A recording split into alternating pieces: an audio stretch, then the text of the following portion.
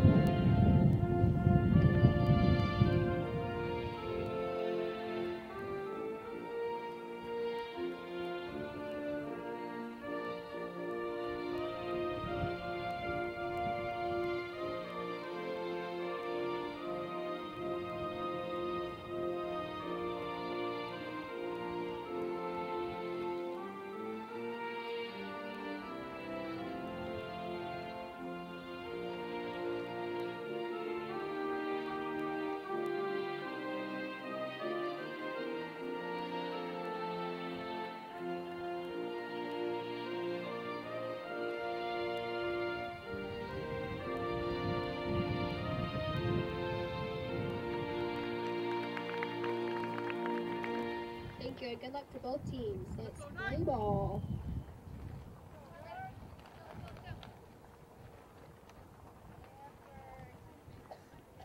Welcome everyone to Southern Virginia University Softball. I'm Jim Bresnahan, joined by Sam Horman. We are ready to bring you a Knights doubleheader. Sam, our first doubleheader of the season. It's not the Knights' first doubleheader. They obviously have had a number of doubleheaders in this 2018 softball season, but it'll be our first doubleheader to be webcasting both games as the Knights get ready to host Frostburg in their first conference home doubleheader of the year. The Knights open up conference play on Saturday at Penn State Harrisburg, losing a doubleheader on the road at Harrisonburg.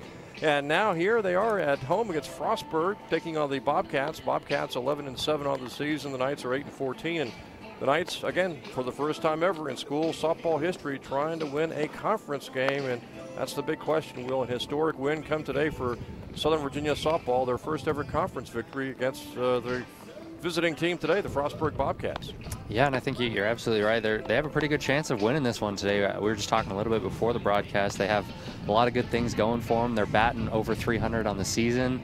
You know, their pitching's really starting to come together as well. Megan Harmon doing great out there. So, you know, I wouldn't be too surprised, especially as well because the Frostburg Bobcats on a little bit of a slump, having lost their last three games. So, you know, the Knights are really looking good for their first conference win today.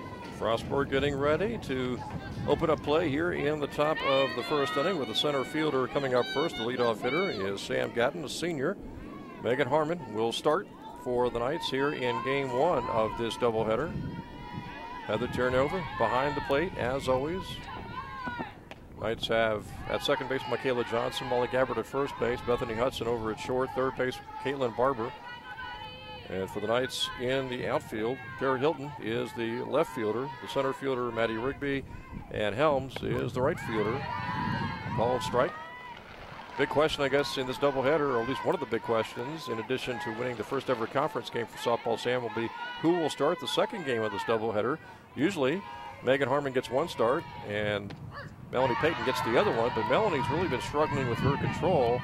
So you wonder if you're going to go with Melanie Payton as normal in game two, or if you're going to ask Megan Harmon to maybe start both games of the doubleheader. Yeah, absolutely. She has done so well. You know, it's going to be hard to shy away from her. Obviously, she's a great first choice. Off the right, Helms right there, makes the grab. Nice easy out there for the Knights. We'll take that.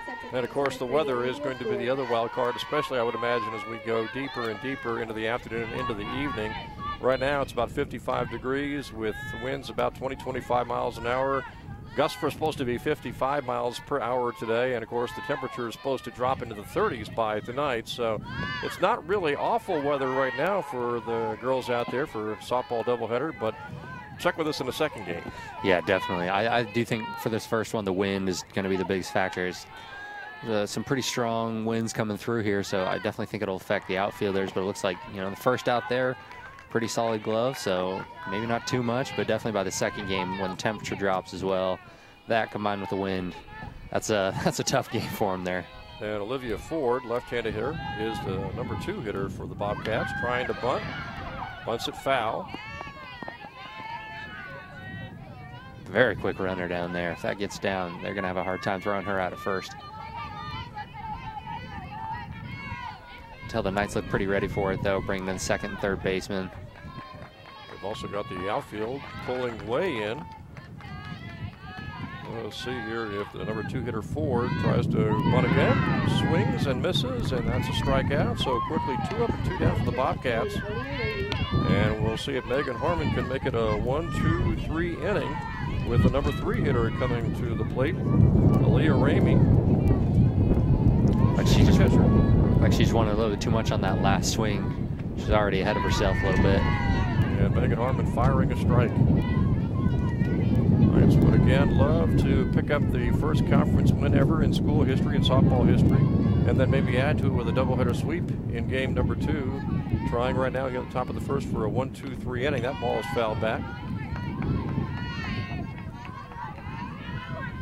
Hitting has not been a problem in the non-conference at all, Sam, for the Knights. They've got a team batting average over 300, and really just about everybody on the team is hitting the baseball. About the only one who isn't up around 300 is, I believe, Molly Gabbert, one of the very few Knights who has maybe struggled to a certain degree with the bat, but again, she's hitting over 200 as well.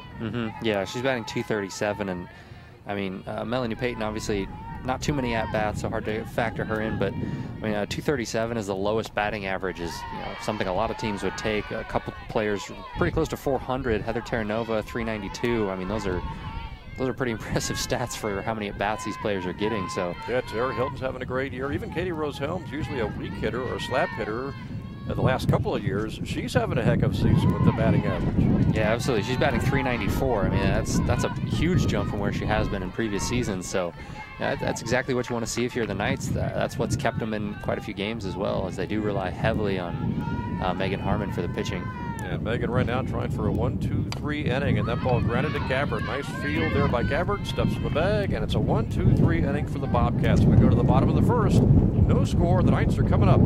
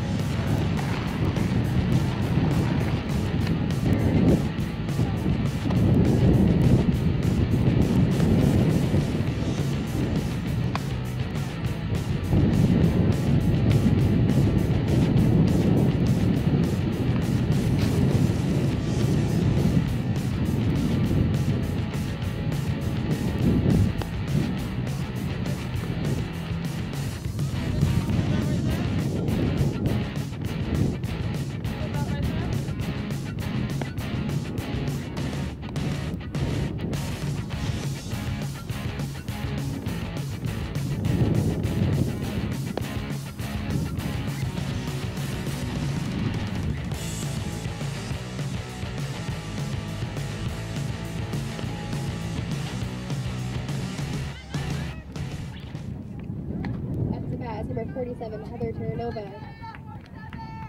Tim Bresnahan, Sam Orman back here with you. Knights and Bobcats today in women's softball action from Harvey Dryden Field at Southern Virginia University. Frostburg going 1-2-3 down in order in the top of the first. Knights will start at the bottom of the first. And it'll be Heather Terranova, the catcher, who is really blistering the ball, leading off here for the Knights. And she drills the ball right to second base on one hop, a quick out for the Knights. And now Megan Harmon will come to the plate as the Knights are facing as a pitcher today. Number 15, Allison Short. She is our right-hander and a senior. Yeah, hopefully they can try to rely on a little bit of senior leadership from her. I think she's done pretty well in a lot of her previous games, but, you know, she's never come against these batters before. And Harmon drills the ball right at the left fielder, and quickly 2 outs, 2 swings, 2 pitches, 2 outs for the Knights. Spot is number 24, Bethany Hudson. Megan Harmon going the other way, Sam, that time, and she put it right on the nose of the bat, but it unfortunately went right to the left fielder. Hey, you got to credit the Knights, though. They're not afraid to come out swinging today. We've only had 2 pitches, 2 outs. Could be a short inning if they're continuing to swing like this, but I got to credit the bats here. Bethany Hudson now the hitter. Bethany has been really moving up in the batting order, started the season down around the 8 slot, and I think gradually moving up in the order, and obviously today hitting 3. She'll be followed by Terry Hilton and then Molly Gabbard.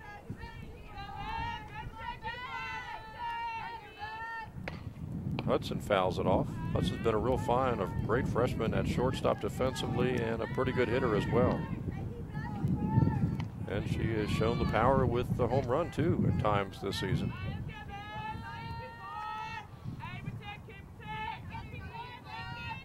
And Hudson pops that ball foul to the left side. She's definitely a little bit ahead of it. She's pulling a lot of those down the third base line. She's pretty close to getting a big hit here, but not quite able to connect with it yet. Yeah, a few weeks ago on this very same field, she hit a homer over the left field fence. She was trying to become the first base runner of the game. And a good hitter on deck, Terry Hilton. And she's been a consistent hitter from the very beginning of this season.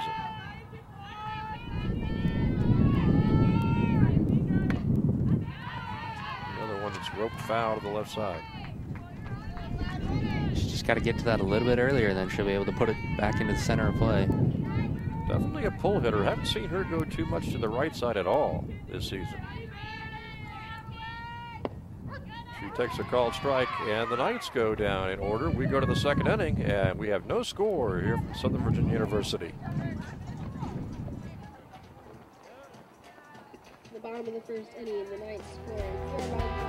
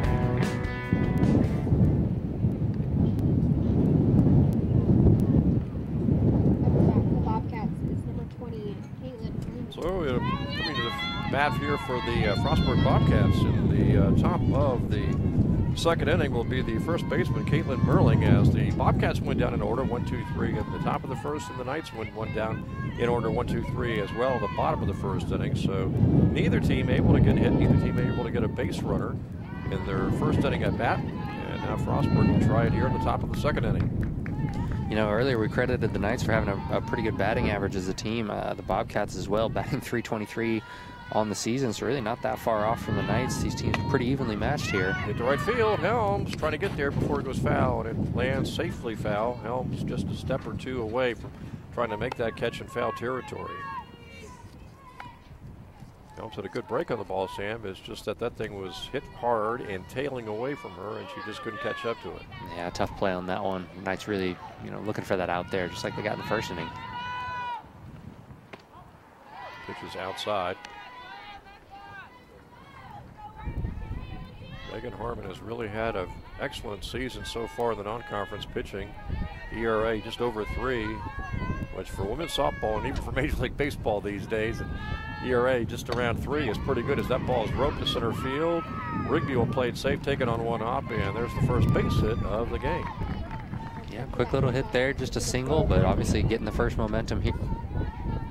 Merling over at first base. Nobody out for the Bobcats here in the top of the second inning. No score. And the Bobcats have the first hit of the game. Called strike.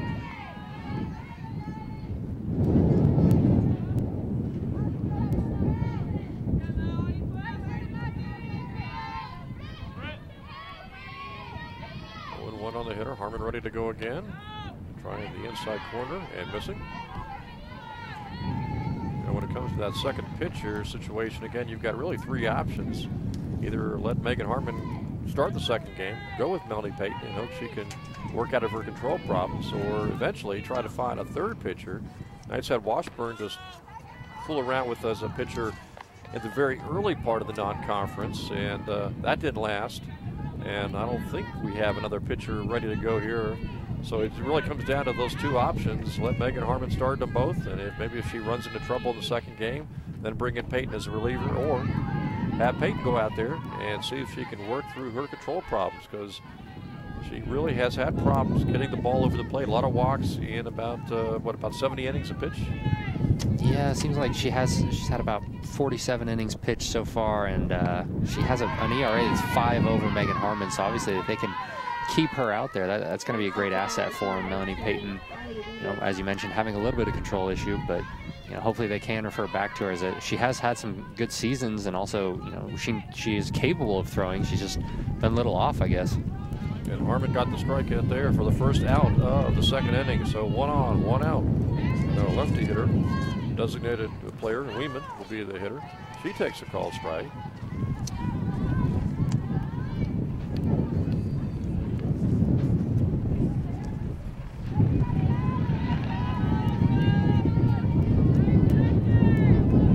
Harmon ready to go on an 0-1 count with a runner at first base and 1 gone here in the second inning.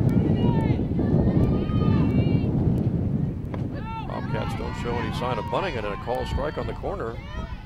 So Megan Harmon jumping on top of this hitter with a runner at first and 1 out here in the second inning.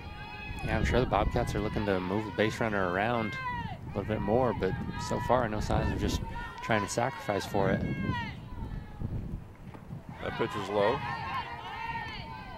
And the way Megan Harmon is pitching, it's kind of surprising that they don't play conservatively trying to get that first run, because I would imagine this game could obviously turn out any number of ways, Sam, but it's probably got more of a chance of it being a 2-1, 3-2 game as opposed to 9-8. Yeah, I definitely agree. I don't think, both teams are very competitive as far as on the stat sheet. They have very similar ERAs, similar records. It's hard to give an advantage to one team, but I don't think we are going to see, a ton of runs in this game, but you never know. The Knights have, their first 3 hitters all connected with the ball, not into play, but they all connected. And the wind seems to be blowing either straight in or basically from right field over to left. So that's going to make it, I would imagine, difficult really in both games in this doubleheader for the hitters. Yeah, absolutely. It looked like it was affecting the catcher there a little bit. She was kind of shielding their face from that. It's hard to deal with. Harmon ready to go again, and Harmon with the strikeout. So Harmon has a couple of Ks after giving up the leadoff hit here in the top of the second. 2 are gone for Frostburg with a runner at first. And now Hanlon will come to the plate. The left fielder, Claire Hanlon, lefty, sophomore from Gaithersburg, Maryland.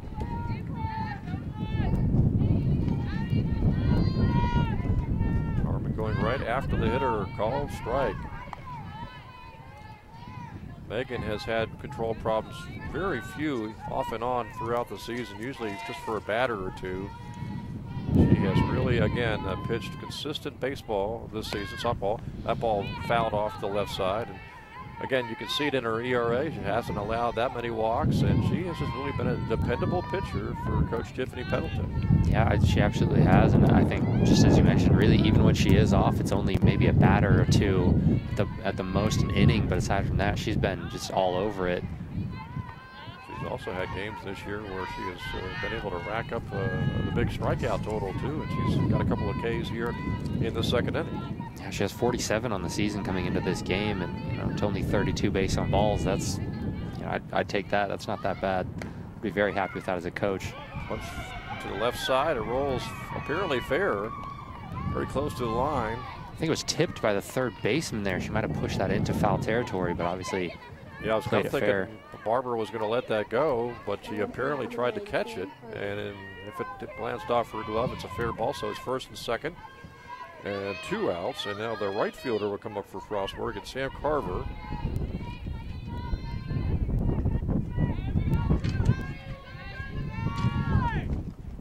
The runners almost going on the move, and then going back to their bases.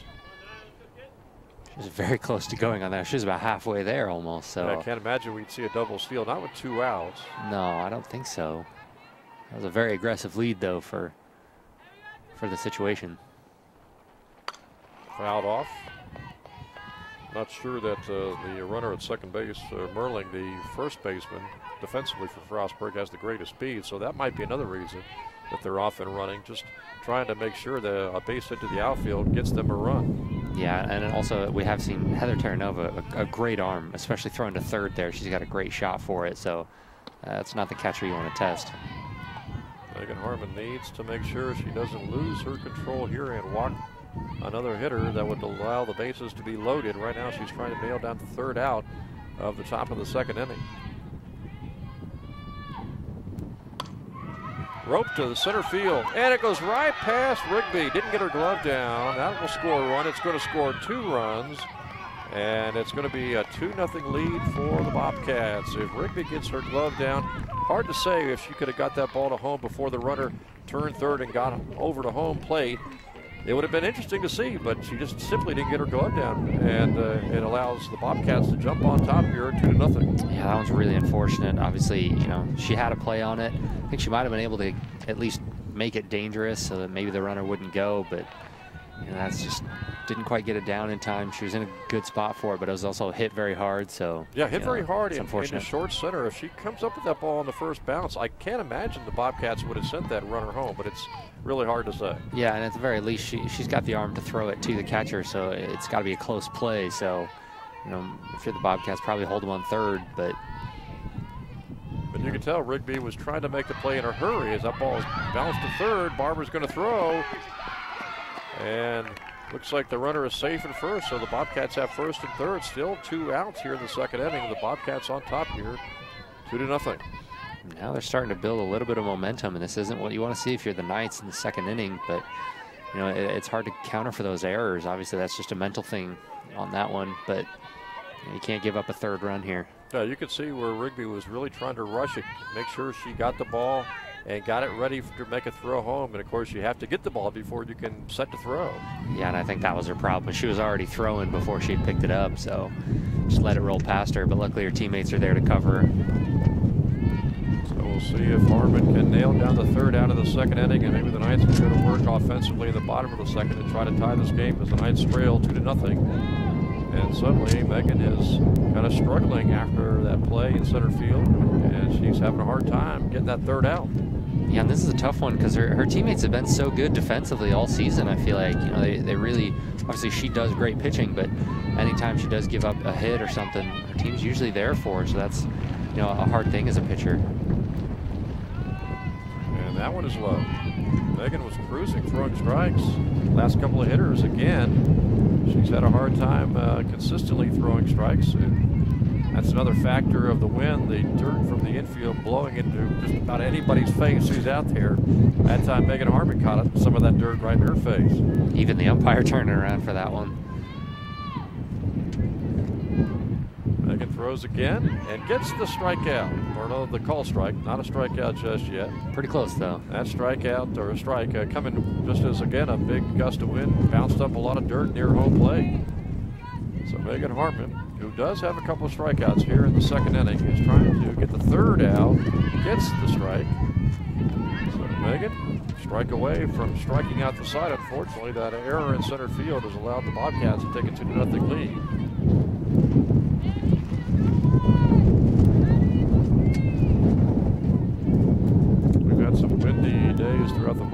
watching some of these home softball games, Sam, but I don't think it's going to compare to what it's going to be like today throughout the 2 games of this doubleheader. Yeah, this is easily the most wind we've seen up here.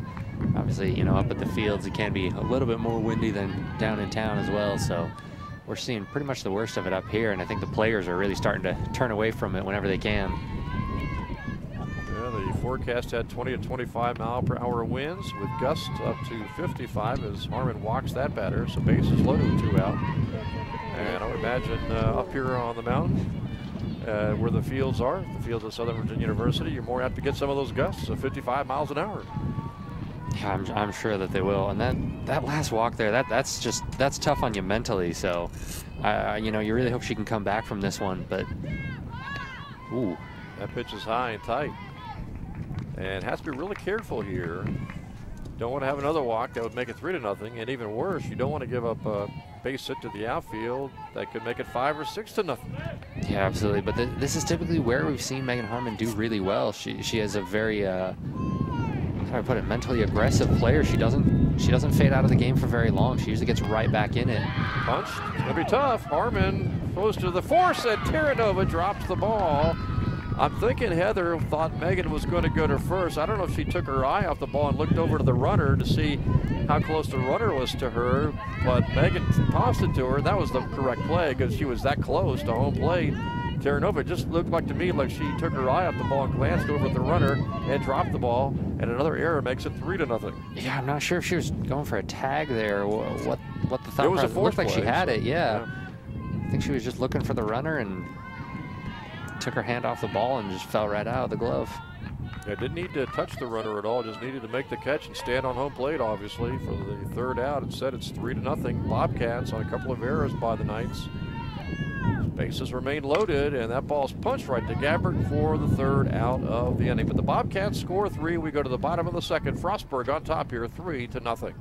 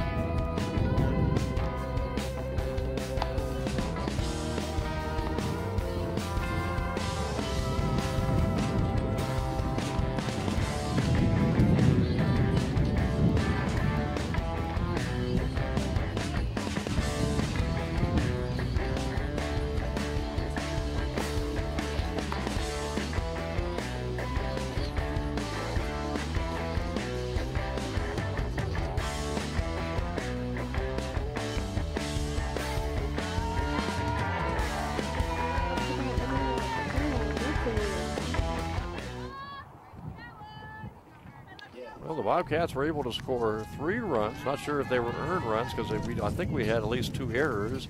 One by Maddie Rigby, maybe potentially one by Heather Terranova.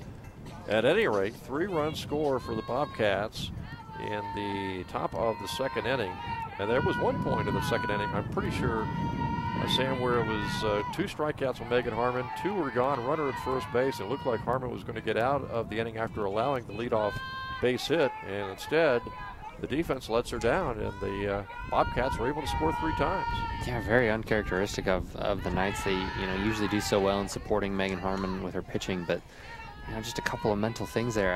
And I thought she was going to get a strikeout there. She was 1 pitch away from it, but just not able to close it out, unfortunately. We'll see how the Knights respond offensively with Tara Hilton, the leadoff hitter, and she grounds the ball up the middle for a base hit. Tara has been hitting just fantastically all season long, as she was able to get the base hit right up the middle. And so Tara Hilton with the hit right up the middle, and she's got good speed too, Sam, and she's shown some power in the past, so she is a fantastic player to have at the cleanup spot. And now Molly Gabbard will follow her in the 5 slot, to be followed after Gabbard by Michaela Johnson, as the Knights are again trying to rally after giving up 3 runs in the top of the 2nd inning. And Hilton looked like she was getting ready to go to second, and Gabbard was going to try to bunt, and she bunts it foul. Yeah, that's pretty much exactly what I can expect there. As you mentioned, Tara Hilton very quick on the bases. Molly Gabbard struggling a little bit this season, so taking a sacrifice bunt, probably pretty good idea there. Although down by 3, the Knights really a long way to go. Really, obviously in the 2nd inning, Sam, but you get to that debate. Do you want to play for just 1 run, or do you want to play for a big inning? As Gabbard bunts, they're going to go to first base, and the throw is dug out. Hilton goes over to third, scores, as the ball will bounce away, and Tara Hilton doing the job, scoring from first base on the bunt as she went all the way to third, drew the throw, it bounced away from the third baseman, and on into home goes Tara Hilton for the score to make it 3-1. See, and that's exactly what we were talking about. At that point, you did give up an out, but you got to run out of that just because Tara Hilton, very aware on the bases. She's able to cover 3 bases that quickly and get all the way around. So that's. And the key was obviously seeing that it was going to be a play at first, and really relying on her speed to go from second over to third. Yeah, absolutely. And then just a little bit of an error by the Bobcats there allows her to just make it all the way home. So that's the best case scenario for the Knights. Now they also have a little bit of momentum moving into the inning. And Michaela Johnson is now the hitter with 1 out and nobody on base. She'll be followed by Caitlin Barber and then Maddie Rigby, as the Knights have scored to make it 3-1 here in the 2nd inning. With 1 out, Barber will try to get on base and get something started. And she hits it deep in the hole in shortstop. That's going to be a base hit. Bounces away from the shortstop, so they could rule it an error, I guess, but it looked like it was going to be a tough throw to make. And it looked like the Knights, Michaela Johnson was going to be able to beat that throw anyway. And now Caitlin Barber will come to the plate, as Barber is the hitter and Michaela Johnson gets the infield hit. Yeah, and this is what you want to see for the Knights. Get a little momentum, get another base runner on. They're very smart. They're coached well. So, I mean, just like we saw in the last play, person on first makes it all the way around. They're smart base runners. Caitlin Barber takes the called strike. Rigby is the on-deck hitter, and then it'll be Katie Rosehelm. 1 out here in the bottom of the 2nd. Knights have a run home. And good speed over at first base, and Michaela Johnson as Barber bunts, and bunts it foul. Looked like it may have hit her on that. It was really close. So Barber's got a couple of strikes on her now. Yeah, I thought I hit her on that bunt. And the Frostburg coach is arguing that, saying that she should be out if the ball came up and hit her in fair territory. Yeah, it was very hard to tell. It's pretty close to the line there. I'm guessing the home plate ump says it hit her, but it hit her in foul territory. Mm-hmm. Either way, she's down in the count here, so she will have to start swinging. Could still bunt, but she looks like she's going to try to swing away. Takes the pitch low. Also has to be careful about taking a called strike here, as the Knights really need a base hit to try to advance Michaela Johnson, the runner at first base. That pitch is away for a 2-2 count. Good hitters on deck, and Maddie Rigby, and then to be followed by Katie Rosehelm. And that's the top of the order as the Knights try to get something going here with 1 out and a run in. And Barber launches it, but way foul to the left side. Pulled pretty hard there. This is the second Knight batter we've seen get a couple foul balls down the third base line. They're so close to connecting with them. They've got some great power on them. Barber, another freshman. Barber and Hudson, the left side of the defense, hitting pretty well this season. The ball's hit to third. They go to second and over to first, but no way they're going to get Caitlin Barber, so they get the lead runner, Michaela Johnson. Barber is now the runner at first. There are 2 outs, and Rigby will come to the plate, the center fielder, Maddie Rigby, hoping to maybe get a big hit here, Sam, to kind of make up for that error she had on the top of the 2nd inning. Yeah, and I think that's exactly what she's thinking right now. Obviously, you don't want to put too much pressure on yourself, but you probably feel like you have something to make up for. So if you can get a good at bat here, it really helps the team out. Helms, dependable hitter on deck. So even a walk that would move the runner at first over to second into scoring position could be helpful if Katie Rose Helms can deliver a hit. Yeah, as we saw in the last inning, or in the top of the inning, having people on base is really the key. Anything can happen. Just get a hit to center field, and you can end up with 2 runs there. I'll have to check the stats. I don't think Katie Rose has drawn a walk this season. She might be the only Knight offensively who has not drawn a walk this season. That ball is punched to third base and caught by the third baseman for the 3rd out. But the Knights do score a run, and we go to the 3rd. It's Frostburg 3 and Southern Virginia 1.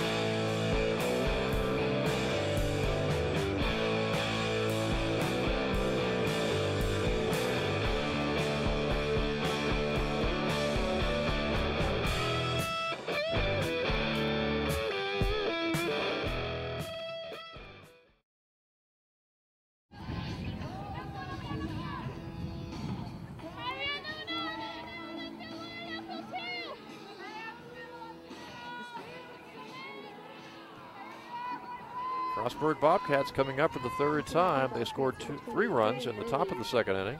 Knights were able to get a run in the bottom of the 2nd, so we go to the top of the 3rd. It's 3-1 Bobcats. Megan Harmon wants to do exactly what she did in the 1st inning, and that would be set Frostburg down 1-2-3 in order to give the Knights a chance to go into the bottom of the 3rd inning with maybe a chance to rally from 2 runs down. Yeah, but it was a very quick 1st inning, but the 2nd inning and 3rd inning really just very different toll. This last inning, obviously, difficult for the Knights. Couple of unforced errors that they just really takes them out of the mental game, but I'm sure they'll be able to respond here well. And it shows you, I mean, you hear about it all the time from coaches, to win in the conference, really to win anything, any sport, but certainly in the Capital Conference in softball, you need to really have good offense, good defense, and you need to avoid mistakes.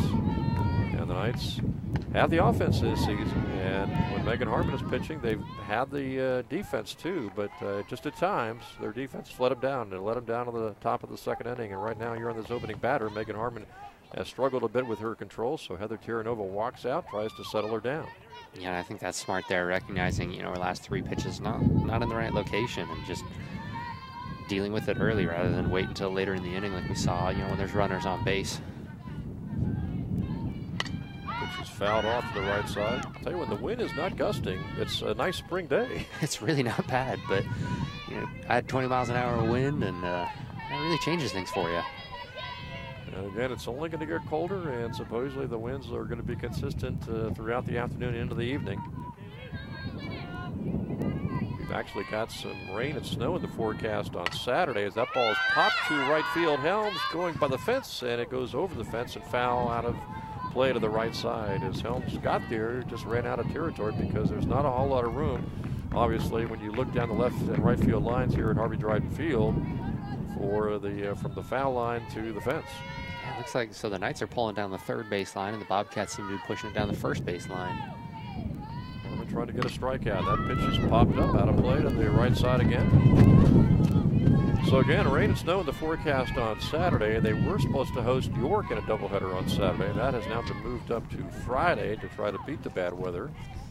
Whether it's rain, snow, or some sort of mix, that's not what you want to be playing softball in. Yeah, no way. That pitch is grounded, and it's a foul ball down the left field line, luckily for the Knights, because that probably would have turned into at least a double. It's a busy sports day, too, for the Knights. They've got men's lacrosse action coming up tonight against Bridgewater. That was rescheduled from a few weeks ago. Had women's lacrosse action yesterday as the Knights were able to knock off Sweetbriar in women's lacrosse action, Sam. Yeah, that was a great game for the women's lacrosse team. They had quite a few players score. Obviously, Sweetbriar, not their strongest opponent, but I mean, getting 17 goals on the day from 14 different players kind of speaks for itself. That's just a great team effort there. And it gives the women's lacrosse team a chance, a little bit of a boost there, Sam, to take into their next Capital Conference game again. The women's lacrosse team is looking for its first ever conference win in the Capital Conference of women's lacrosse. Yeah, I mean, just like the softball team, obviously quite a few good opponents in their women's lacrosse. I believe coming off of the loss at Salisbury, who's number 3 in the country. They've also played number 7 in the country. So Sweetbriar's, a great game to try to bounce back, and I think that's exactly what they did. And much like the softball team here, they need to just kind of move forward. Yeah, I mean, they gave up a few runs early, but now they just got to move past it and come back. So I think the women's lacrosse team, a great example of that yesterday. Tough loss, but then you just come back and build from it, and I think that's exactly what they did. I think baseball was to be in action today, hosting Mary Washington, as the Knights got the first hitter for the Bobcats to strike out, and Megan Harmon is trying again for that 1-2-3 inning, if at all possible. She definitely has settled down a little bit more. She was a little bit not out of control, but inconsistent at the start of the inning, so it's good to see she's settling down and finding the zone here. Trying to get another strikeout. Pitch that one low. Then, of course, coming up on Saturday, men's volleyball action. It'll be the final regular season match as the Knights take on Kane. And the way I judge it, as far as the Knights making the Continental Volleyball Conference tournament, right now the Knights need Eastern Mennonite to lose to Kane coming up on Friday at Kane, and then they need Kane to come to Southern Virginia and lose to them. That would allow the Knights to slide ahead of Eastern Mennonite and get that third spot in the West Division of the Continental Volleyball Conference, as the Bobcats get the hit down the left field line, have a runner at first with 1 out here in the top of the 3rd inning. Yeah, I think the men's volleyball team as well, representing SVU athletics pretty well. Beating quite a few, some of the best teams in the nation. So yeah, they had that weekend where they beat 3 top 10 opponents. So it's conceivable the Knights could, really have a good overall record and a good conference record and finish 4th in the West Division of the Continental Volleyball Conference, and obviously not make the men's tournament, the postseason tournament for the conference. Yeah, that's a tough one, as they have had such a good season. But it's still good to see the building process, especially in their first real year as a team. So a lot to look forward to. This is not like the NCAA men's basketball tournament. From what I understand, each conference basically gets one bid to the national tournament. It's whoever wins the conference tournament will probably go. There aren't many at-large spots, maybe 1, I think, for men's volleyball. So it's a very tight tournament, and there's going to be a lot of good teams in the Continental Volleyball Conference who obviously do not make it onto the national tournament. Yeah, absolutely, and hopefully the Knights don't have to be one of those teams, although they have represented incredibly well this season. Megan Harmon getting another key strikeout there. 2 are gone for the Bobcats here in the 3rd inning. Runner at first. Harmon trying to get her 2nd shutout inning in 3 innings. Gave up 3 probably unearned runs for the Knights in the top of the 2nd. Take away those errors, and Megan obviously be pitching a shutout right now. Yeah, I think so. With a good play from center field. Grounded into the hole, base hit. Nice bit of hitting there by the Bobcats, as Hanlon hit it right to the left side where the Knights were not expecting it. So suddenly the Bobcats have Hanlon at first, Platt at 2nd, 2 are gone, and now Carver will come to the plate, the right fielder. Yeah, everyone is expecting a little slap hit on that one, but she just pushed it right down the shortstop there and ended up with a single. Called strike. Harmon has just to really ignore those base runners, Sam, right now, and just go after the hitter for the 3rd out. Yeah, and I think that's exactly what she's going to do. She did pretty well getting the first couple outs, and I think she's just going to buckle down here and get the 3rd one. That ball popped into right field, and it's a fair ball, apparently. I thought it hit foul, but it's going to be ruled a fair ball. The runner will score from 2nd. It was very close on the line. Yeah, that was. It looked a little bit foul to me. It may have. Maybe it hit the white. Hard to tell. Of course, if it hits any part of the white, it's a fair ball. So apparently they must have ruled it just touched the white, and it's 1st and 3rd. Still 2 outs, and now it's 4-1. That's another unfortunate break from the Knights. Maybe a little bit unlucky on that one. Looked like they were thinking it went foul, but you got to play it. Hit to 3rd, throw over. That's the 3rd out of the inning. The Bobcats get a run in the 3rd inning. We go to the bottom of the 3rd. It's Bobcats 4, Knights 1.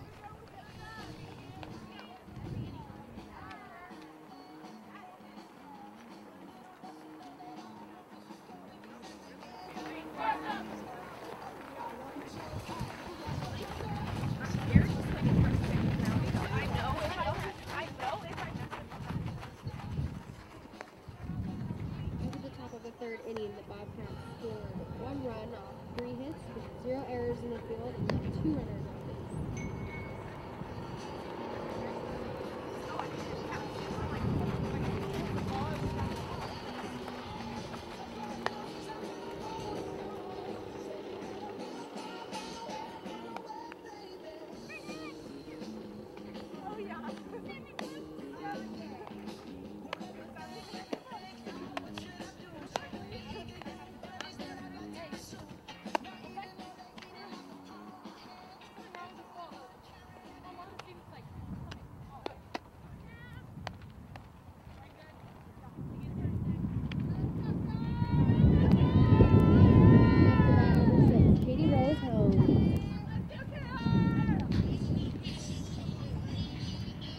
Welcome back to night softball here at Harvey Dryden Field. I'm Jim Bresnick, joined by Sam Harmon. A very windy Wednesday afternoon, a doubleheader today as the Knights are hosting the Frostburg Bobcats in their opener in the Capital Conference. As far as their home opener, they already opened up the conference schedule on Saturday, losing a doubleheader at Penn State Harrisburg. Katie Rose Helms will open things up here in the third inning for the Knights, who now trail 4-1. Yeah, and I think Katie Rose Helms, obviously, I think historically a bit of a slap hitter, not the powerful hitter from a lot of the other bats. Looks like trying to lay down a bunt early. Yeah, she likes to either bunt or slap the ball to the left side. Not a pull hitter, and she's not really going to put it deep into the outfield. It doesn't draw that many walks. I don't think we have a walk for her draw this season, but she is a very good bunter, has very good speed, and we'll see after that first pitch if she's going to bunt again here with the strike on her now.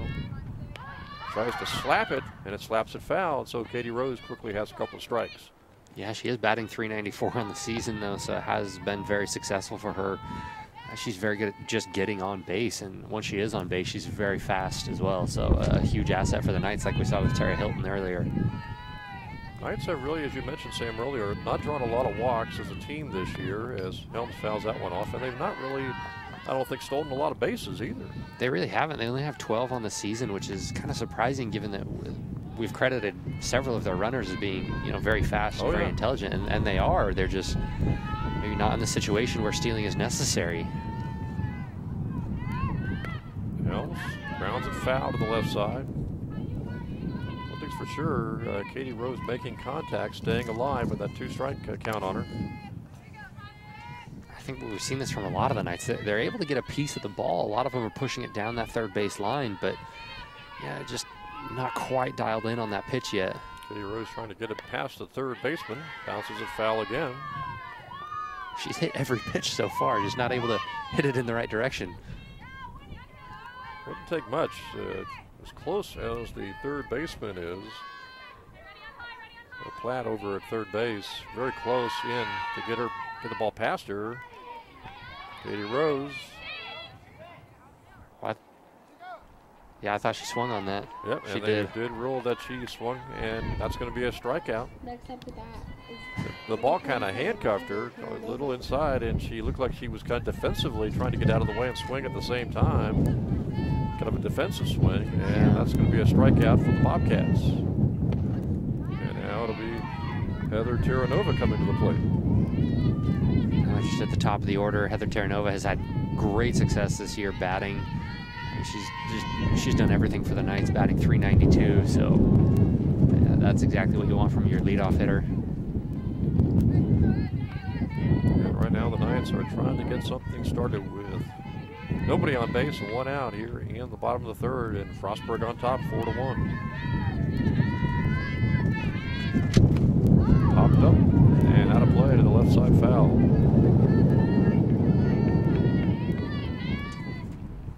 Allison Short again, the senior right-handed pitcher from Hampstead, Maryland, for the Frostburg Bobcats here in the first game of a doubleheader. Knights are trailing by 3, trying to get something started in the bottom of the third inning. Allison Short as well, ERA of 2.88. I mean, that's less than 3. That's great. Obviously, we've credited Megan Harmon for having just over 3, but 2.88. She hasn't overpowered the Knights, certainly not when it comes to the strikeouts, but she's making her defense work for her and really getting maybe the Knights to hit where she wants them to hit. Yeah, that's what it seems like, as they're so close to getting some big hits. They're just not able to connect with it exactly like they want to. And again, pushed down the third base line again. Knights doing a lot of pulling of the ball. Unfortunately, many of their big hits have been way foul down the left field line.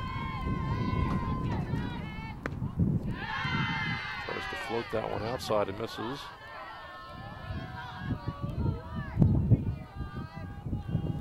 Terranova trying to get on base and get something started here in the bottom of the third inning.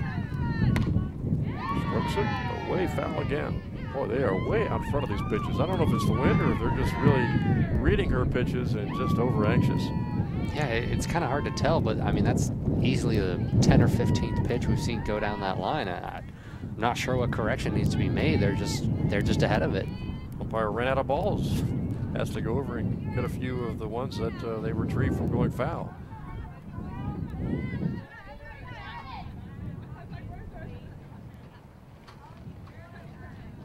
So a momentary break in the action, and Terranova are ready to go here. Trying to get on base to get something started for the Knights. Megan Harmon is the on-deck hitter. One out here in the third. And that one's punched to the right side and just foul about a foot or two from the foul line as Terranova tried to go the other way. Took the Bobcats a little off guard and just missed that foul line. Ah, that would have been great for the Knights there. That's almost exactly the hit we saw from the Bobcats earlier in the inning, but that one just, I mean, a couple of feet maybe, and that's staying fair. She could end up with an extra base hit there really easy. Pitch is high. You know, if you really want to start a debate, I guess you could probably ask the question, who's been the most impressive hitter this season for the Knights? Has it been Heather Terranova or Tara Hilton? Yeah, I think the interesting thing is that they have different strengths. You know, Terranova has the highest slugging percentage of anyone on the team, and I think she has just great power. She's probably one of the most consistently powerful hitters that the Knights have. You know, that one made it deep into the outfield. She's had quite a few hits, but she's just very good at getting on base. Tara Hilton just also very quickly on base. That one's popped to the pitcher for an out. Because I was going to say, you could easily flip-flop them and not bat an eyelash. Have Hilton lead off and have Heather Terranova be the cleanup hitter. Yeah, I believe Tara Hilton did lead off for the Knights last year. Yeah, so, yeah. I mean, it's great to have hitters like that on your team that you can switch. But obviously, you know, having seen them in practice, the coach knows better than we do. So having her start off, I'm sure, is a tactical decision. So after the pop-up, there are two gone, and Megan Harmon tries to bunt her away on base and fouls that one off. Two gone for the Knights, nobody on base, and the pitcher for the Bobcats, Short, looking for a 1-2-3 inning. This would be her second 1-2-3 inning of the game so far. Called strike on the corner.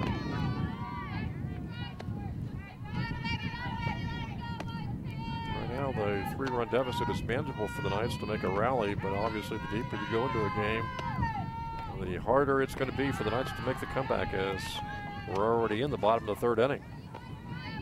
Yeah, they definitely have some ground to make up, and you know, with some of the silly errors they've had leading into this, they do have some momentum to build as well. Harmon fouls that one off. Really threw her hands for that one. I'm not sure she wanted to be swinging at that one, but she was already committed, so at least she made contact. I don't recall a game this season, at least the home games, where I've seen more foul-offs by the Knights. I don't either. This is easily the most we've seen. We're only in the third inning, and they've all fouled, you know, at least a couple. And of course, once you get those two strikes on you, the pitcher for the Bobcats, Short, she's in a perfect position to kind of maybe throw where you're not expecting it, get it over on a corner someplace, and get the called strikeout. Yeah, we have seen some different pitches from her. Been pretty close to inside, a little bit outside, off speed, high, low. I mean, she's got the batters where she wants them, even though it's hard to discredit the batters as they're connecting so frequently. Lead 4-1.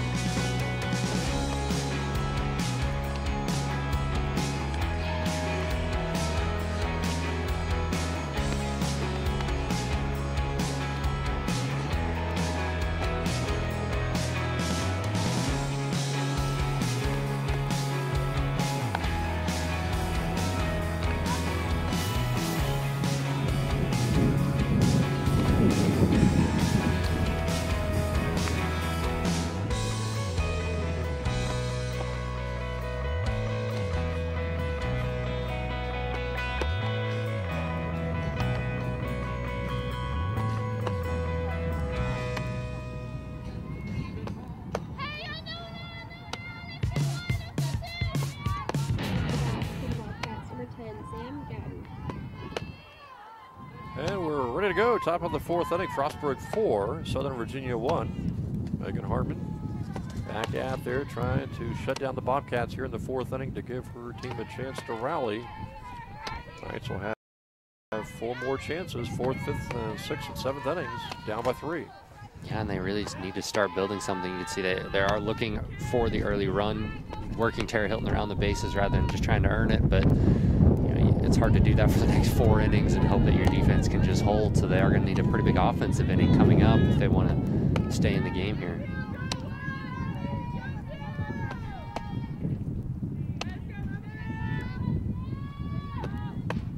Harmon gives up the single to start the 4th inning. Bobcats have been able to reach Megan Harmon, get on base, and at that time it was the leadoff hitter, the top of the order hitter, Gatton, getting on base, the center fielder. She's on first with nobody out here in the 4th inning. Now, this is exactly the position the Knights were in earlier with Tara Hilton on first, and they ended up getting a run out of this. So I'm sure the Bobcats as well, maybe a quick at bat here, a bunt or a slap hit. Yeah, look at all the differences in this game right now. Both teams are hitting the ball. Knights are hitting it seemingly right at the Bobcats, whereas the Bobcats are finding holes. And of course, once you get on base, the Bobcats have been able to take advantage of their base runners. Yeah, they absolutely have on a couple crucial errors by the Knights as well. They're just able to move their people around a little bit better. And as you mentioned, they're just picking better spots to hit the ball, and the Knights have made a lot of contact. That pitch is popped up, and Bethany Hudson makes the grab. The runner at first is going to be doubled off. I don't know what she was running for, trying to get over to second base, as Hudson really had that one all the way. And Gatton, the top of the order hitter, boy, that was a base running blunder by her. Yeah, there was really nothing to do there. She was already a second. It may have just been a design play, you know, to have her swing at anything, and she just had no chance on that one. But she could have seen, I guess, that ball was going to go to a very short shortstop. Wasn't going to make it into the outfield. And unless you're running with your head down, maybe you're relying on a coach to say, get back, get back. You got to be looking up and seeing that ball where it's hit. Yeah, I thought she would be, but that ball is hit to second base. Michaela Johnson, the easy play, and the Knights are able to get the Bobcats to go down without a run in the top of the 4th inning. So we go to the bottom of the 4th. It's Bobcats 4 and Southern Virginia 1.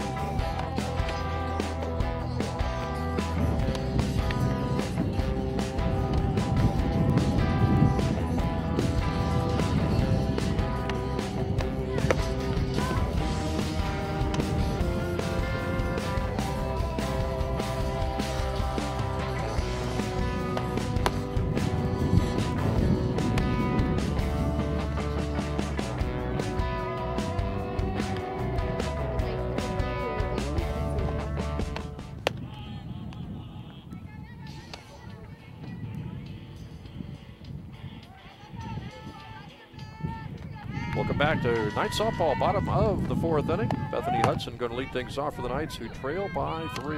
Tara Hilton is the on-deck hitter. Knights trying to get something going here in the bottom of the 4th.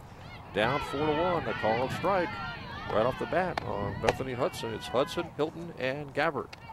It's a pretty good lineup here by the Knights. They have some great at-bats coming up. People that can get on base. Tara Hilton, the lone run for the day, so they're looking to go back to her if they can. Another foul off to the left side. Almost seems like half, maybe 3/4 of the contact the Knights have made today. It's a foul to the left side. As that ball's popped up to the left side, it's going to be going foul and outside the fence by a couple of feet. Maybe that's the stat we should have kept today, was how many foul balls they've hit down that third base line. I'm guessing like 25 right now. Easily. I mean, I'm very surprised that you have to address that as a coach almost. They're to that point where they've hit easily 20, 25 down there. I mean, make an adjustment there. I don't know. Maybe it's a speed thing with Short. Maybe she's taking something off of it, and the Knights batters is just way ahead. I'm really not sure what it is, because she has been pretty accurate as far as hitting her spots, but I think the Knights are able to get behind it. Another foul off the left side.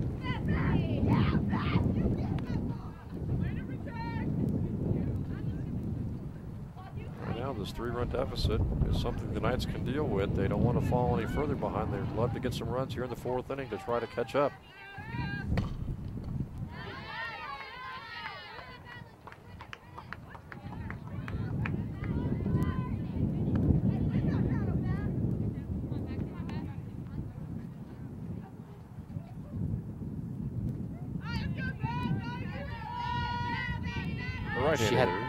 She had a pretty good hit down that right field line, but it was a little bit foul, unfortunately.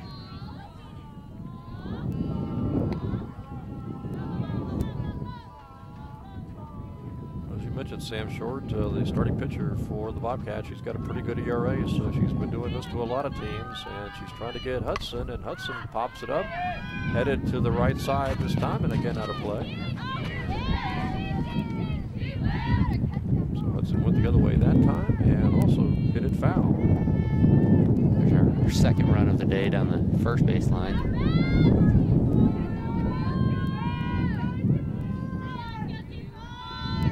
Hudson hitting third in the batting order today for the Knights here in game 1. Tell you one thing, the folks that the Knights have here chasing these foul balls getting a really workout today.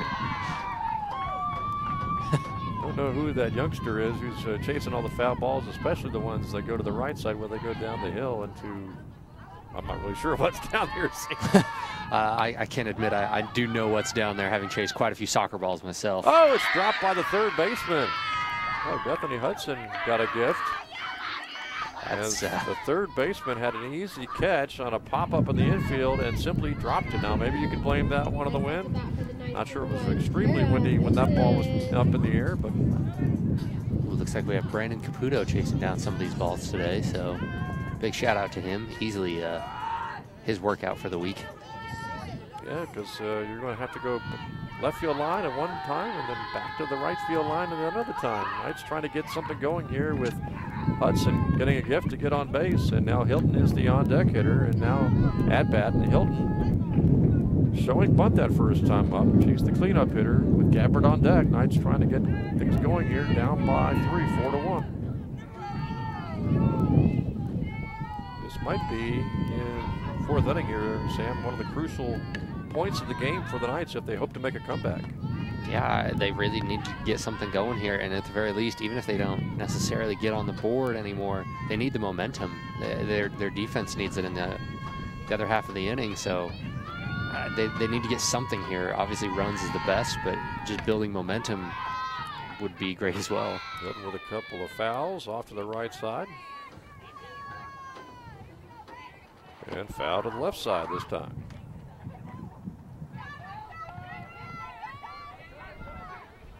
If nothing else, it's going to add to Short's pitch count. It definitely is now. I mean, she's got about 12 this inning. And another foul, this one to the right.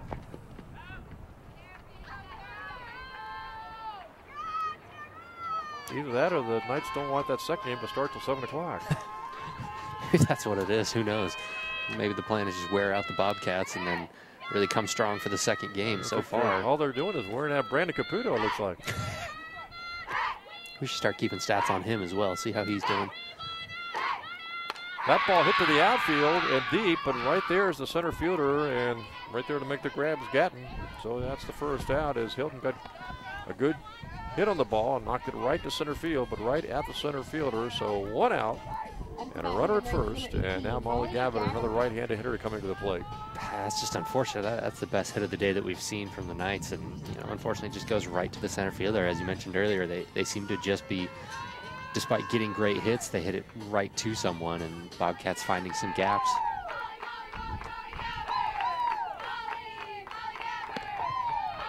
Hudson getting a good jump off of first. Gabbard takes that pitch. With one out. Gabbard really needs to swing away, I should think. She bunted the first time up, and it was that bunt that got Hilton home from first base. But now there's one out, and the Knights trail by 3. Johnson again, the on-deck hitter. That pitch is low. Haven't really seen control problems from short to pitcher, but then again, the Knights haven't done a whole lot of taking of pitches. They have really swung away in this game, and they only have the 1 run to show for it so far. Yeah, they're swinging at pretty much everything, and short has thrown them a lot that they can hit. There's a called strike as Gabbard thought about bunting, then pulled her bat back.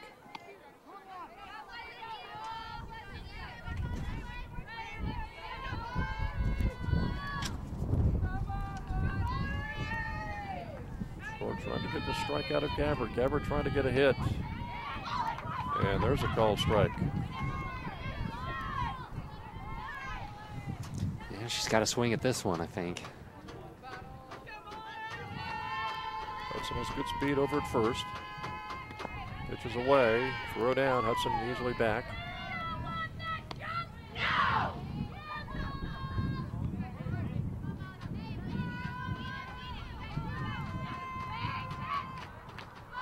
Short ready to go again. We'll see what Gabbard does. She grounds a foul.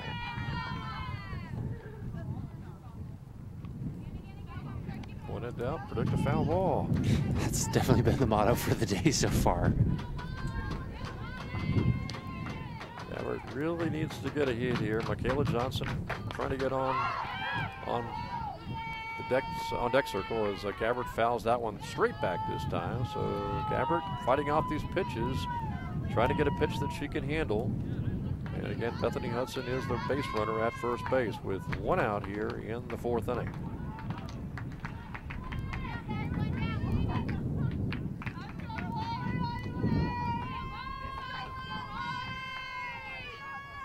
Gabbard rips it right to the second baseman, and it's an out as Bethany Hudson, good base running that time, able to get back.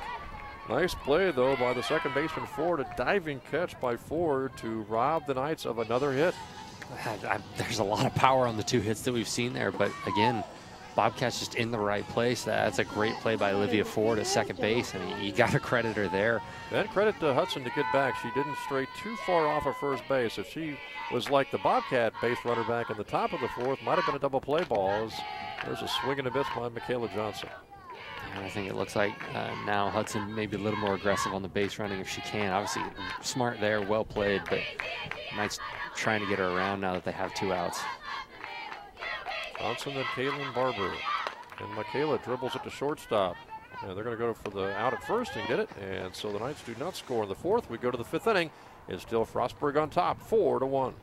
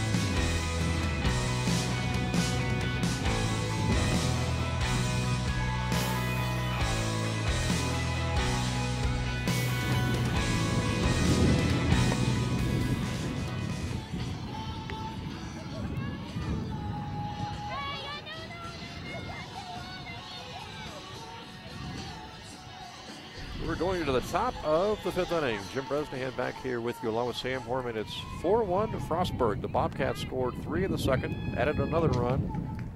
And the Knights have a run from the bottom of the 2nd inning. A lot of these runs, unearned runs for both teams. And the Knights trail here 4-1 in the 5th inning.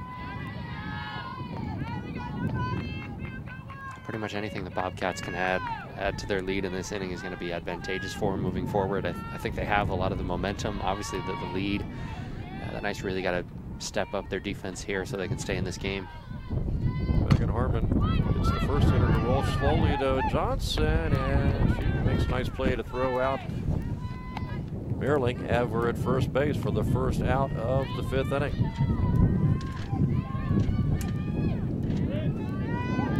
So 1 gone for Frostburg here in the 5th. Megan Harmon has actually pitched a very good ball game. Defense has had a few lapses, and again the Knights have just not been able to really get many hits off of the starting pitcher for Frostburg, Short. Harmon, that ball hit the right field. Helms right there, makes the grab, sliding on her knees. She had a really hard time judging that one. She moved forward, moved backward, and was able to come back around and get it. So good play in the end. No, this wind's got to be tough to deal with. And of course, when that ball leaves the bat, you don't have a whole lot of time. It's going to get out to you in a hurry. Yeah, so really Helms not. with the catch to make it 2 out. And now even the designated player for the Bobcats, a lefty hitter, up there with 2 outs for the Bobcats.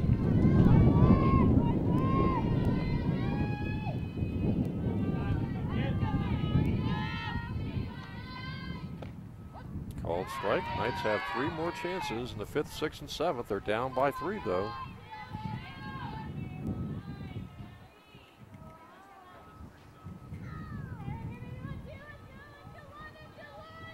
Harmon trying for the 1-2-3 inning. That ball punched to the left-sided foul.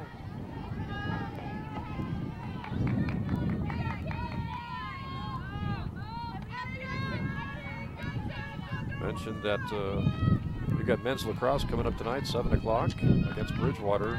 You know, who also is having a pretty good season, both the men's and women's tennis teams here at Southern Virginia. True, they have. We've seen a lot of great success from all the athletics this season.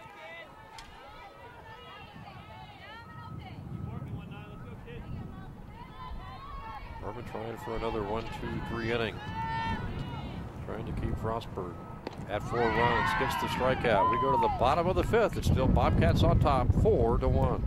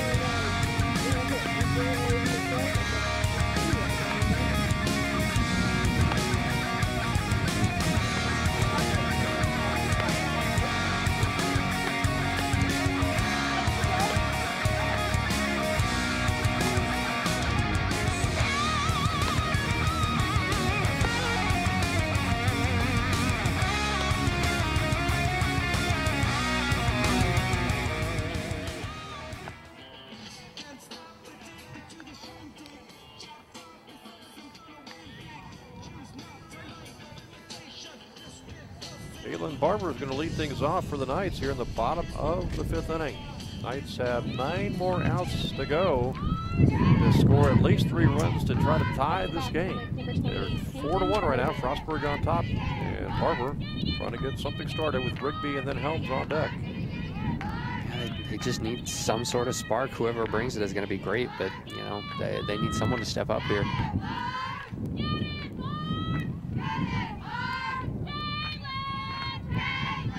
That first pitch for a ball, takes out for a called strike.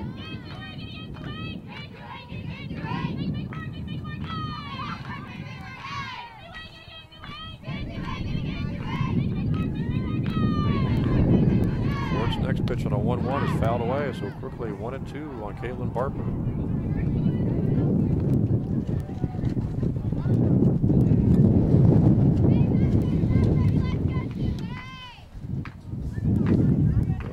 Is really nasty, and it's 45, 50, 55 degrees out as that ball's punched to left field. Oh, nice catch by the shortstop. The shortstop that time making the grab over the shoulder. Treff Good catch by her, and again a situation where the Knights hit it in a decent spot that could have easily been a base hit, and the Bobcats make the defensive play. Yeah, you got to credit all the Bobcats here. We saw a great dive from the second baseman. Now the shortstop, center fielder had a great play last inning. Everybody's stepping up here. That ball foul way to the left side again for the Knights, as Rigby is the hitter.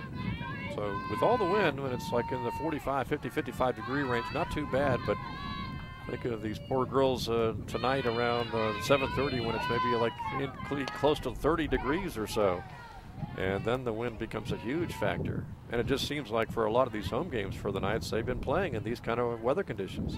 Yeah, it's definitely been a rough season as far as weather goes for them. But and their final home situation, their final home doubleheader will be April the 14th, which is obviously less than 2 weeks away. So we're talking about not maybe a whole lot of games where you're going to have 80 degrees and sunny skies. Yeah, they haven't had a whole lot of luck with that, unfortunately. But they're trying to make the most of whatever they're given. And right now the Knights have one out in the fifth inning. Nobody on base. Rigby the hitter. Helms on deck. Oh, kind of a weak swing by Rigby, and she strikes out for the second out.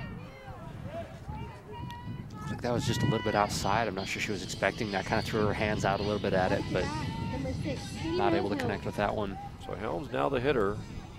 There are 2 outs, nobody on base. Infield pulls in for Katie Rose Helms. Terranova, the leadoff hitter, is on deck. Top of the batting order. If Helms can get on base, he takes a strike. Yeah, it's amazing that despite everyone knowing she's either going to slap it or bunt it, she may still end up on base here. She's just that fast. Yeah, if she can put it down, even though the third baseman's close in, she's got a fantastic chance to beat the ball to first base. And she punts that one foul. Besides, if that was a swing or a bunt, it looked like it was a swing, and then she just stopped right over the plate.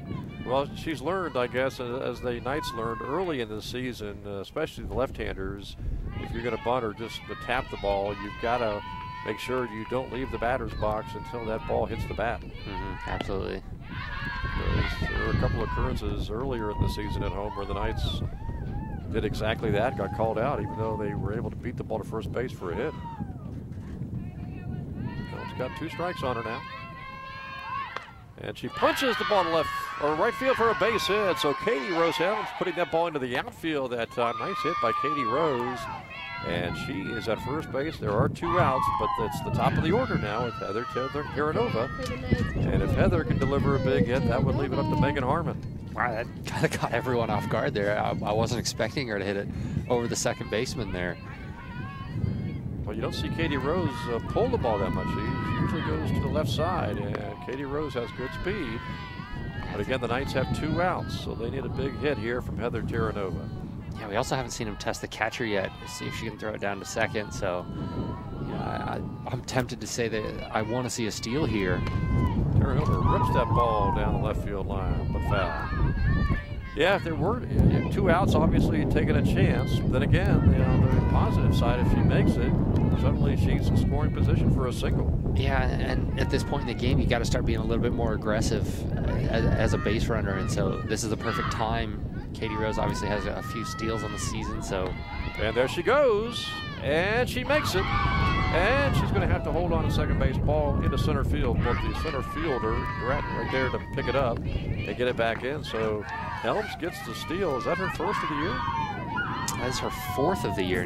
She year. now leads the team actually in stolen bases. That's right. Terry Hilton is the one who does not have a steal this year yet. Yeah, surprisingly so. But Katie Rose now has 4 on the season, leading Terranova and Harmon with 3. So that puts her above everyone else. Terranova pops it up. And it is caught by the second baseman for the 3rd out. So Terranova had a chance with a single to bring home Helms. Not able to do so. We go to the 6th inning. It is Frostburg 4 and Southern Virginia 1.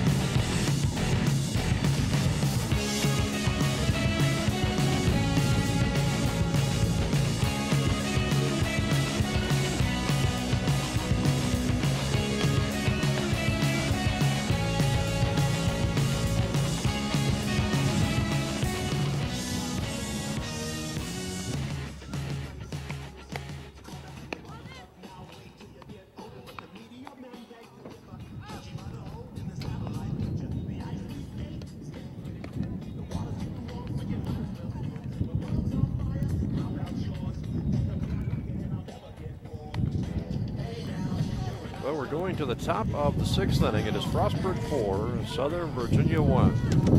Frostburg able to really jump on top of this game with 3 runs in the top of the 2nd inning, all unearned runs most likely.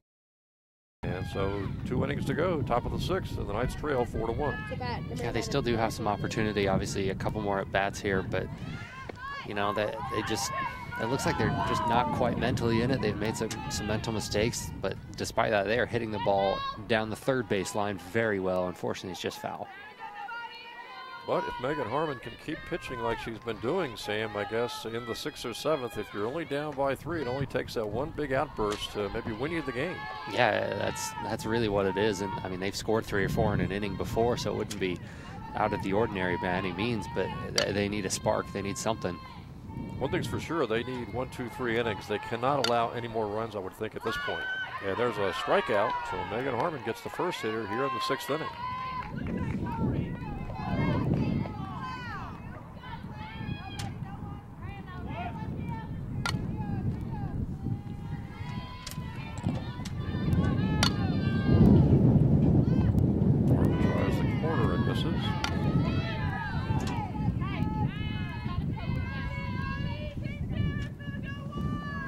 With a number of left-handed hitters in their lineups against Megan Harmon here in game number 1.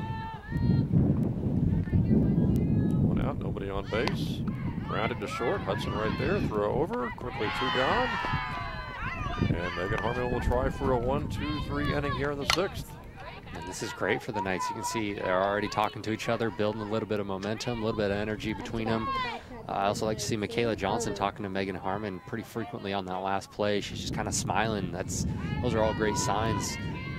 That's how you build. Knights had a couple of errors in that 2nd inning, one by the center fielder Rigby, the other by Terranova, the catcher, that allowed the Bobcats to score 3. That pitch popped up to Michaela Johnson. It's a 1, 2, 3 inning for Megan Harmon. Next up to bat, number 15, Allison Short.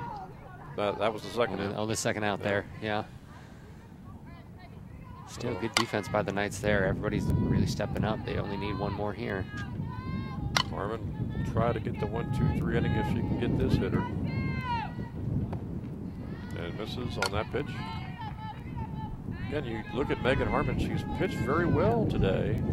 It really was that 2nd inning where the Bobcats were able to score 3 times. And as we talked about earlier, in that 2nd inning, the Knights had 2 outs and a runner at first base and just could not get that 3rd out until 3 runs had scored, as the Bobcats were able to get a single to avoid a 1, 2, 3 inning. So the Bobcats have a runner at first with 2 outs.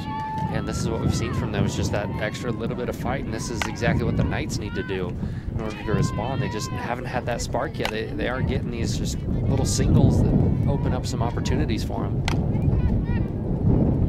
Harmon will try to shut down this opportunity. If she can nail down the 3rd out of the 6th inning. Wind picks up a little bit, so the umpire is going to make sure we got a little break in the action until the wind dies down a tad, as the outfield dirt is flying around, or infield dirt flying around right now. It's become a bit of a spectator sport at this point. 4-1 Bobcats. 2 outs for the Bobcats here in the 6th inning. Runner at first base. Bobcats would love to get a 5th or 6th run. Megan Harmon is trying to keep her team close by shutting out the Bobcats here in the 6th inning and gets the call strike. And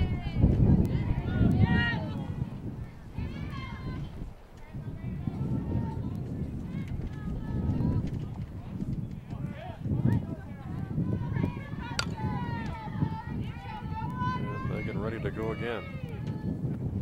Pitches that one high. So 1 on the hitter.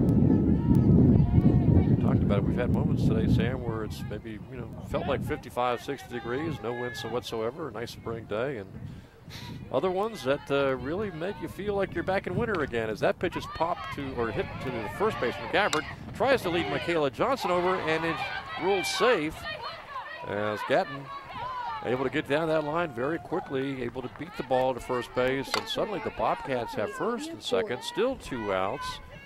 And Megan Harmon still just an out away from getting out of the 6th inning. Yeah, that was a tough one, though. Look like Gabbard and Johnson both making a play for the ball, and then obviously neither one of them covering first on that one. So Yeah, that's just those mental errors that really have plagued the Knights today. They haven't made any major mistakes. It's just a couple of little things here and there, and that's how the Bobcats got their first 3 runs. And Ford is the hitter right now. Second baseman. Lefty hitter. Likes to bunt. He took the first pitch for a strike and takes that one for a ball. Infield is in. Michaela Johnson especially, almost by Megan Harmon. Good for Michaela's sake that Ford doesn't swing away. Yeah, that's a tough connect. one. And that's what we saw from Katie Rose earlier in the inning, though, is just pop it right over the second baseman. Called strike there, 1-2.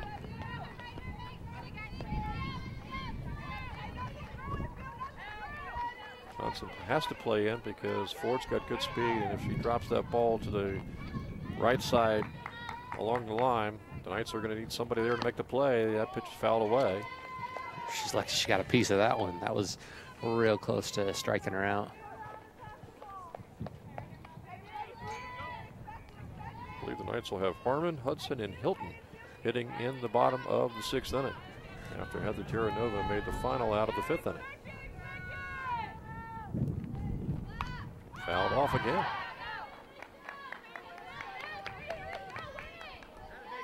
Two outs, 2 on for the Bobcats. You see a lot of people out in the crowd with short sleeves on. That's amazing, too. Impressive from the crowd today. You look like you're bundled up for the Arctic Ocean. And you got guys running around with short sleeves on around here. Guess you could say, to each his own, right? Yeah, maybe they're too active chasing those foul balls, so they're getting more exercise than we are. Oh, that's true. Megan Harmon still trying to nail down the 3rd out of the 6th inning.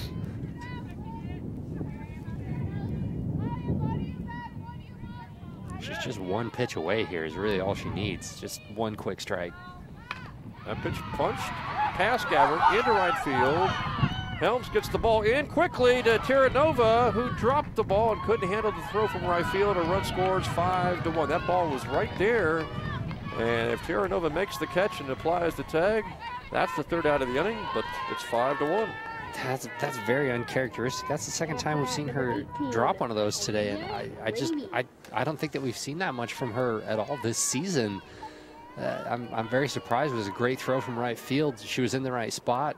She just wasn't able to hold on to it. And I'm going to guess they're going to rule that an error, so that might be another unearned run for Megan Harmon, who has really pitched well today. Just a few defensive lapses has really allowed the Bobcats to score their 5 runs. It's 5-1, and they're not done yet. They've got 2nd and 3rd, and still just 2 outs here.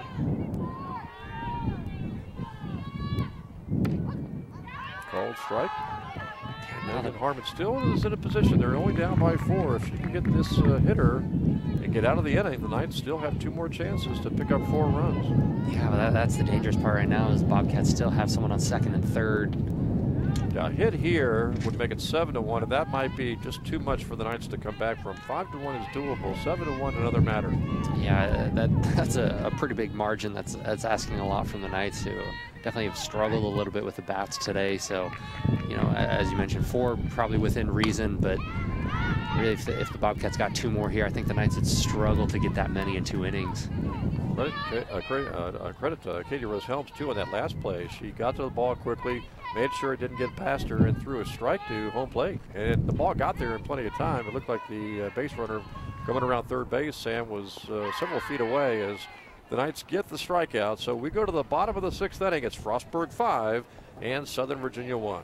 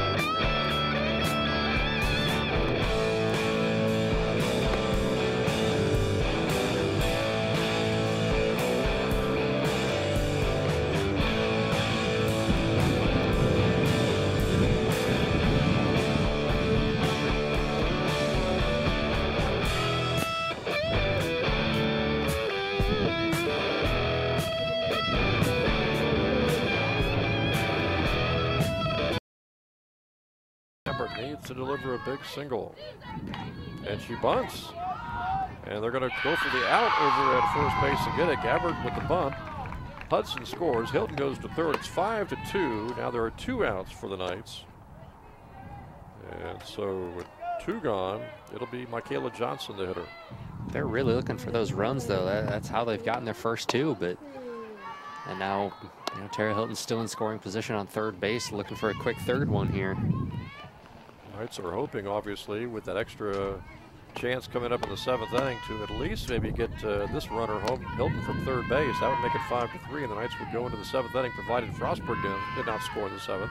Only down by 2 as that pitch is popped to right field, and it's a base hit. It's 5-3. Johnson will go over to second base, and she'll get a double out of it as that ball popped into right field between the second baseman and the right fielder.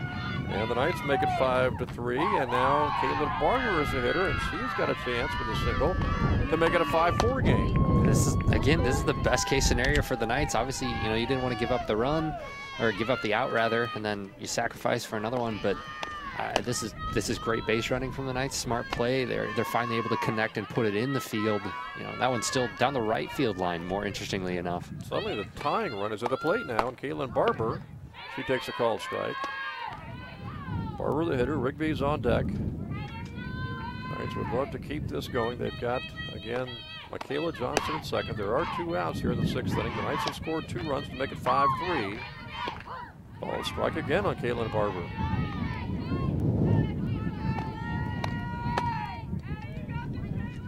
Really got to credit Michaela Johnson there, though, putting it right in the hole. The second baseman and the right fielder both trying to get to it, but neither one of them able to. It's literally almost the perfect location, as close to the foul line as you can possibly get, too. So. And literally taking that extra base to get into scoring position. Yeah, that's just smart play all around. Barber needs a big hit here, though, with 2 outs, and she fouls it off.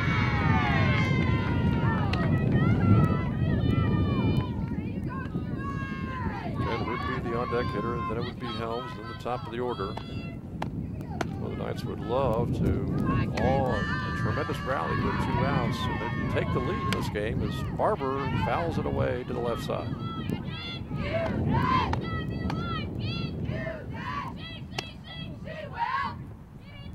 So Barber trying to hang in there with 2 strikes on her.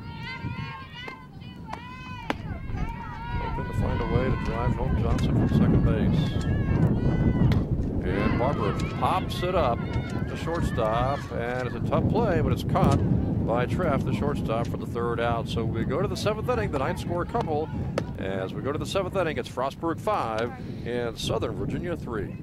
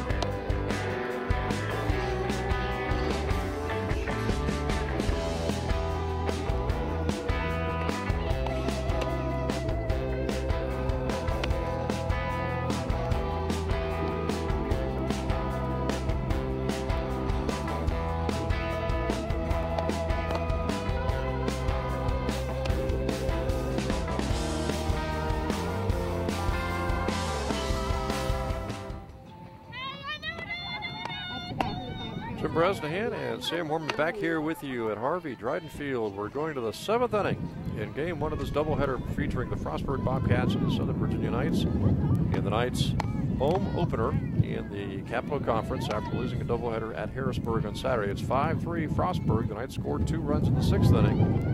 And now Megan Harmon is trying to get Frostburg done here in the 7th inning without allowing a run to keep the Knights close, to give them a chance to maybe score 2 in the 7th and 3 perhaps in the 7th to tie this game or win it outright. But that Bobcat to lead off the 7th inning delivers a base hit. So the Bobcats get their first runner on here in the top of the 7th inning.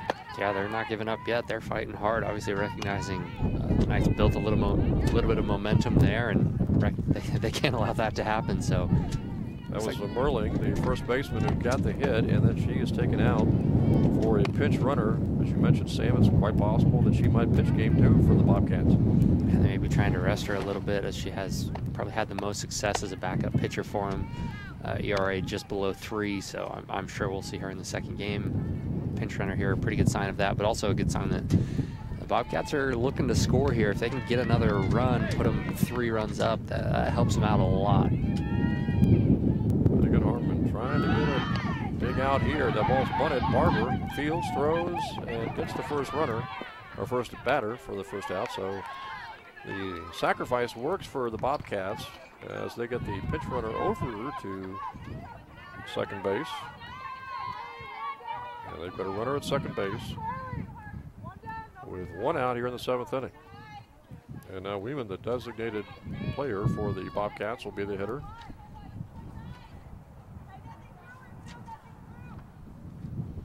Carly Worth is the runner at second for the Bobcats, who have 1 out of the 7th inning.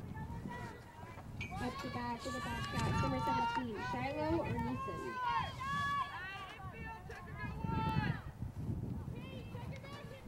Carly Worth on second hasn't really seen a whole lot of action this season. Seems like she's pretty much just used as a pinch runner. She only had 2 at-bats this season, but she has appeared in 7 games, so that's mostly what she's used for, and I think they're really trying to get a run out of her here. And she's at second base with 1 out. Lehman is the hitter. Hanlon, the on-deck hitter for the Bobcats, who have 1 out and a runner at second base.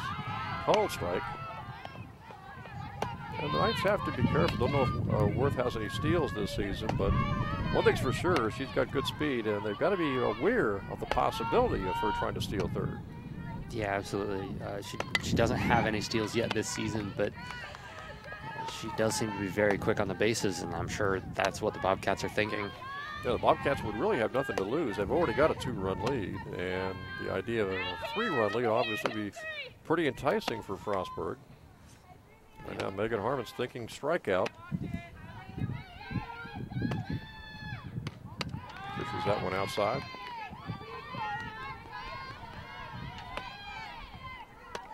Knights, I believe, would have Rigby, Helms, and Terranova coming up in the bottom of the 7th inning after Barber made the last out of the 6th.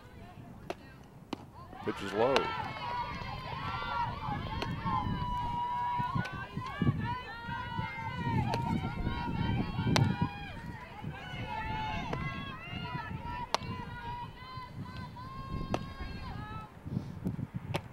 Called strike on the corner. Nice pitch by Megan Harmon for the strikeout. 2 are gone now for the Bobcats. And that's the kind of control that we've seen from her in so many games this season. You know, you got to test the strike zone a little bit. Obviously, the batter thinking that one was inside, but just caught the edge of the strike zone, and that's all she needs there. Well, the left fielder, the left-hand hitting Hanlon, is the hitter for the Bobcats with 2 outs and Worth at second base. Another called strike. Megan Harmon trying to nail down the 3rd out of the 7th inning in a 5-3 game.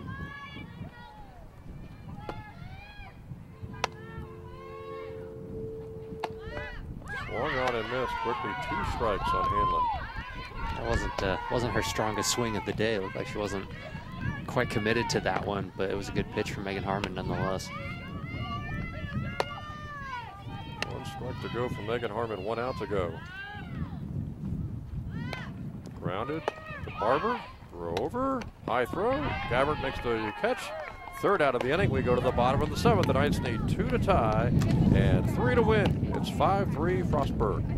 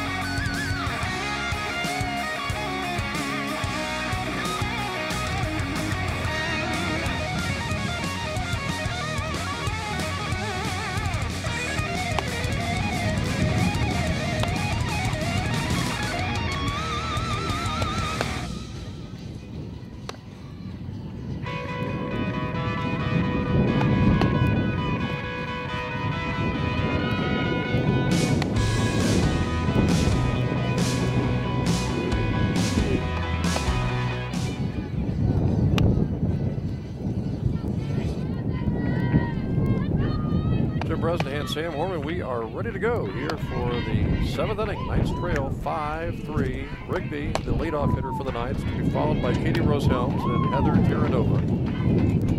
Knights need 2 runs to tie, 3 to win here in the bottom of the 7th inning, trailing 5-3, trying to win for the first time ever a Capital Athletic Conference softball game. Yeah, and this would be a great time to do it. They only need 3 runs. Rigby drills into left field for a hit. That's exactly the kind of start that's going to get you 3 runs in an inning. So you can sense they want it today. Now Katie Rose Helms. And this is not a situation where you need to really bunt. You don't want to give up any outs here. So Katie Rose would love to do what she did last at bat, drill that ball to right field for a hit. She's got some space for it. Katie Rose, of course, can bunt for a base hit. She tried to bunt that time, missed it. But really, the Knights can't really afford any outs. They need base runners. They need runs scored. Yeah, and basically the entire team is in the infield, so that's going to be incredibly difficult despite her speed. So, yeah, you almost want to go for a hit like she had in the last inning, or in her last at bat, rather.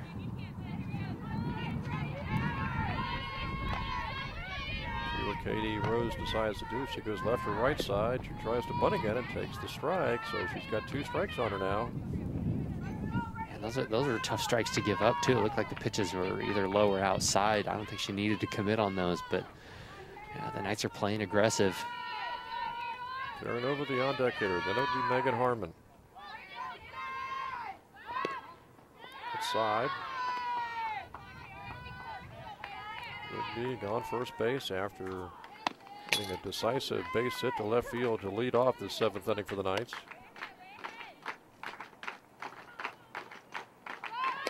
Grounded to the left side, and it's fair. Helms gets the hit.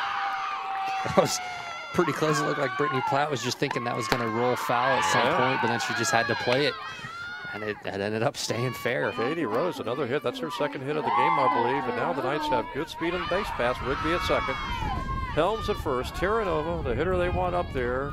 She is the winning run if Heather Terranova can drive home the 2 ahead of her and score.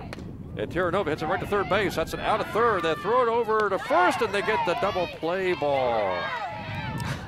That's just a heartbreaker for the Knights there. Yeah, Terranova put it right to the 3rd baseman. The one place she did not want to hit it because that allowed the 3rd baseman to step on 3rd, Sam, and make a quick throw to 1st, and suddenly it goes from 1st and 2nd, nobody out, to a runner at 2nd, and now 2 outs.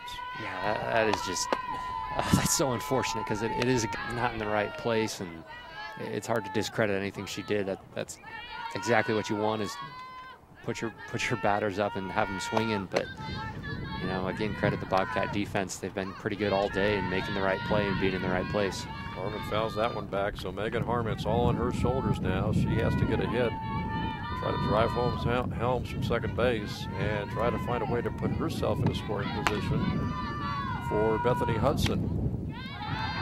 There's a pass ball. Helms over to 3rd. Her run doesn't mean a whole lot to Frostburg. They would make it 5-4. They would still have the lead. So Frostburg is just trying to get this 3rd out right now and lock down this first game of this doubleheader.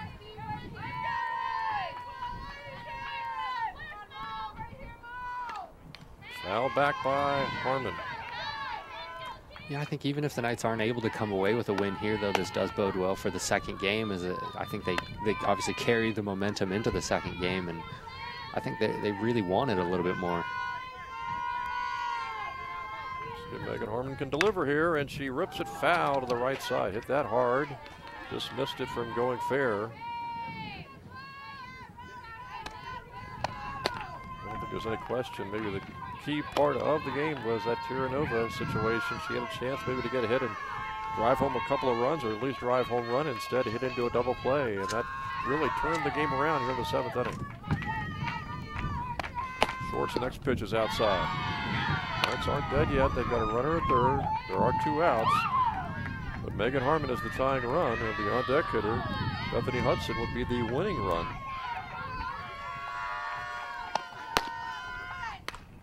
Harmon strokes into left field, and it is caught and dropped at the fence in foul territory by the left fielder. Hanlon almost made a nice catch. Hanlon hit the fence and couldn't hold on to the ball, so the Knights still have some life. I think that's the only player for the Bobcats that we haven't seen just a miraculous catch from her. She's had 2 attempts, but again, you know, running into the fence, it's just hard to hold on to. She had the ball, and if she holds on to it, the game's over, but she couldn't hold on to it, and Megan Harmon still has a chance here.